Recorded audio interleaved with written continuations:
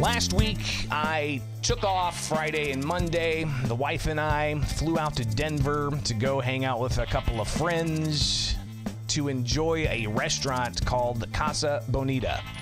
That's right. I flew all the way to Denver just to go to Casa Bonita. What are you going to do, right? What's Casa Bonita? Well, let me tell you all about it. All right, it is this Mexican-themed restaurant that is just absolutely incredible. I took a few videos here and there, so let's check this out. It's a little goofy, but bear with me. All right, got this snow globe. It's great. All right, so what's Casa Bonita? Casa Bonita is a decades-old Mexican restaurant, but it's considered like the Disneyland of Mexican restaurants. And it was going to go into bankruptcy during the COVID era. And Matt Stone and Trey Parker from South Park ended up buying Casa Bonita. The food was all right. You don't go there for the food. But it's incredible. And the story behind all of this blows me away. So, it's a huge facility on a strip mall. They have stage, actual divers. They have, Black Bart's Cave. They have, people paying all kinds of different music staged all around the place. We went to this show. It was an illusionist.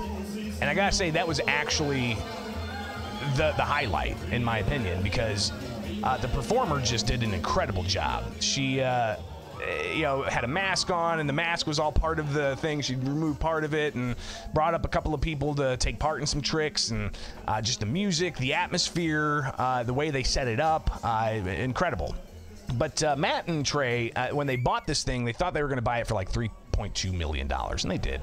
There was a nonprofit that was trying to buy it for 3.5, but everybody, I think, after looking at the various costs associated with this, it ended up ballooning significantly. Even Matt and Trey, they had court documents that showed it's costing tens of millions of dollars just to clean it up, to refurbish and get it back to its original state. So they did. They spent that money and brought back Casa Bonita. And I'm a huge South Park fan. South Park, if you're not familiar, they're very much on the fence on everything, I guess is one way you could put it, right? When it comes to the past 10, 15 years of their episodes, because they've been on for like 26 years, something crazy like that, you get, you get it from both sides. They sit on the fence and they throw junk at one side. At the same time, they'll throw junk at the other side. If you haven't seen their COVID era specials that they did, I highly encourage you to check them out. Everything from, I think it's on Paramount streaming, or it's on HBO, but you got to be careful. One's only the specials, the special events that they made, while the other is the actual show. But just an incredible experience. When they announced that they were going to get Casa Bonita, they had said that they're gonna open it up and it's gonna be restored to its true glory. But there was a wait list, and this was over a year ago. So our friends in Denver, they put their names on a wait list, and they got in. So they called us up and said, hey, if you can get here before the end of April, we'll go to Casa Bonita.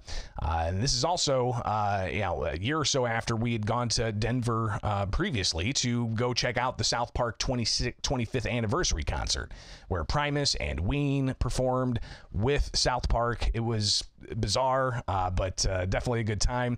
And actually, you can watch that on YouTube somewhere if you just search South Park 25th anniversary concert.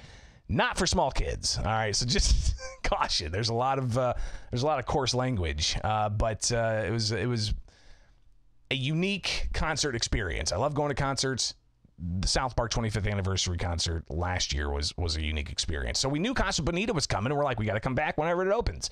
Got the invite, went back. The food was not bad, but you don't go there for the food. You go there for the experience of really just taking it all in. The music was fantastic, and yes, they have the occasional South Park Easter egg, so that was neat.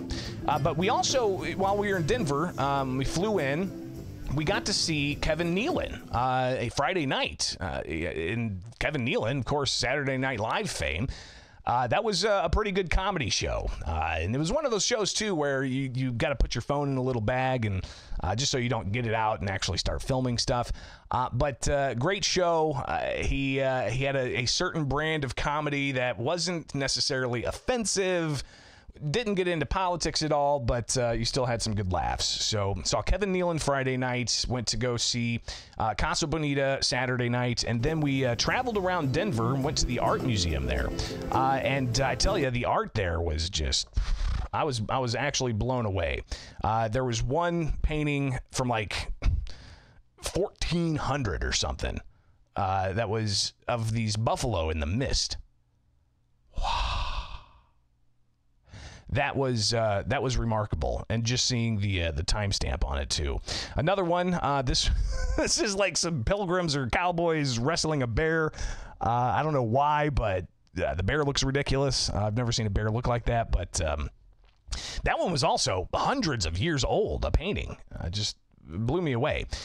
From inside the Denver Art Museum, you get to see the state capitol down the line. We tried going to the state capitol, and it wasn't open for business on the weekends. Too bad. Then we walk by the state capitol, and I see a protest, and looks like they've got some slip knots there. Interesting. Wasn't a very big protest, but yeah. Always interesting to see slip knots outside of a state capitol. And again, that was in Denver. So that's where I was last week. Friday, flew out from Peoria, which had direct flights to Denver. Perfect. Went to go see Kevin Nealon. Went to go to Casa Bonita. And then we went to the art museum, hung out, got ready to get back on the flight from Denver to Peoria.